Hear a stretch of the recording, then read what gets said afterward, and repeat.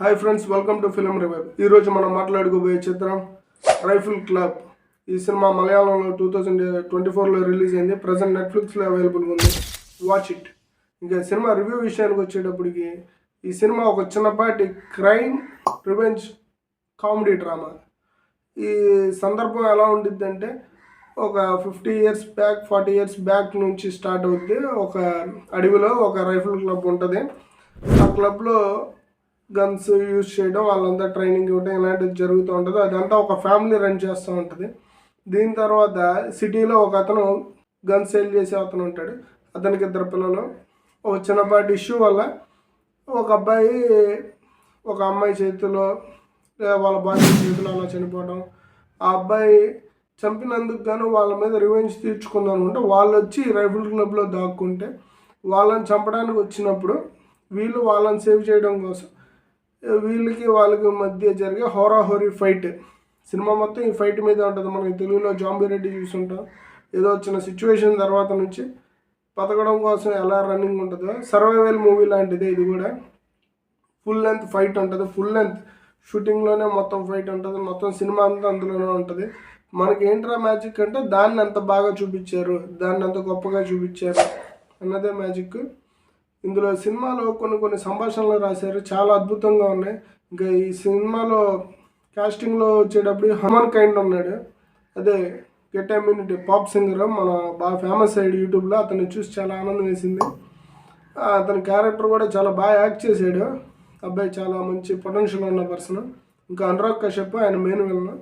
ఇంకా హీరో టీంలో మన వాణి విశ్వనాథ్ గారు ఉన్నారు. ఆవిడని చూసి చాలా కాలం అయింది. చాలా సంతోషంగా ఉంది ఆవిడని చూడటం. యాక్టింగ్ కూడా ఎక్సలెంట్ ఉంది. ఆవిడ లేడీ టీంకి అందరూ హీరోల్లానే ఉంటారు. అక్కడ ఒక 15 to 20 మెంబర్ క్యాస్ట్ ఉన్నారు రైఫిల్ క్లబ్లో. అందరూ ఎవరికి వాళ్ళు హీరోగా పర్ఫార్మెన్స్ ఇస్తారు. సూపర్ ఉంటుంది. మీకు చిన్నపాటి లోకల్ మలయాళం అవెంజర్ మూవీ చూస్తున్నట్టే ఉంటుంది. అంత బాగుంది ఆ సినిమా. కాకపోతే కొన్ని విషయాల్ని వాళ్ళు ఎగ్జిక్యూట్ చేసేటప్పుడు మనకి ఎక్స్ప్లెయిన్ చేయడంలో చిన్నపాటి డిఫాల్ట్లు కనబడతాయి. ఎందుకంటే అది అచ్చంగా వాళ్ళ యాక్షన్లో చూపిద్దాం అనుకుని కొన్ని మాటలు రాసుకొని ఉంటే కామెడీ మాటలు అయ్యి ఇంకా అద్భుతంగా ఉండేది. ఎందుకంటే వాళ్ళు స్టార్టింగ్లో ఎక్సలెంట్గా ఉంటాయి రైటింగ్స్, చాలా స్మూత్గా క్లాసిక్ జోక్స్, ఒకరి మీద ఒకరు జోకులు వేసుకోవడం, అంత జోకులు వేసుకుంటా ఒక యాక్షన్ సీక్వెన్స్లోకి వెళ్ళాక అందరూ యాక్షన్లో మాట్లాడుకోకుండా ఆ యాక్షన్లో కూడా వాళ్ళందరూ ఎక్స్పీరియన్స్డ్ ప్రొఫెషనల్ రైఫల్స్. వాళ్ళు ఇలాంటి కొత్త వాళ్ళు వచ్చి ఆ గన్ను పట్టుకోవడం కూడా చేతగాని వాళ్ళు వచ్చి వాళ్ళు గన్నులు అమ్ముకునేవాళ్ళు, వాళ్ళకి రాదు గన్నులు ఎలా కాల్చాలి.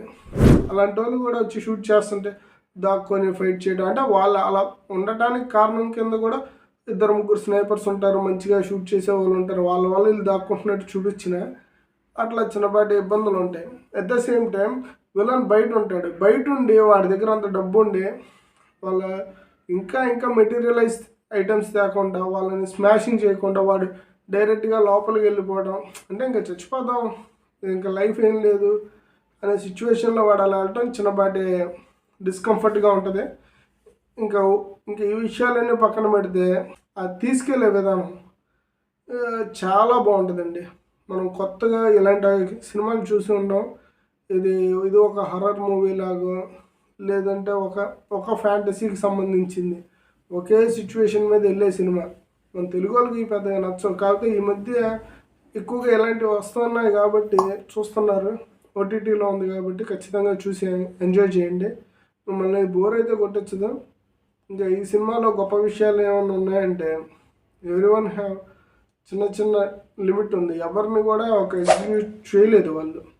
అందరికీ ఇప్పుడు మీకు చెప్తున్నాను, అవెంజర్ సినిమా లాగా ఉంటుంది మలయాళం అవెంజర్ సినిమా.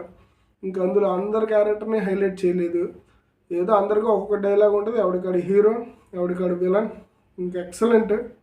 ఈ విషయాన్ని మీకు చెప్తున్నందుకు నేను చాలా ఆనందిస్తున్నాను. మీరు కూడా ఈ చిత్రాన్ని చూసి ఆనందించాలని కోరుకుంటూ థ్యాంక్ యూ.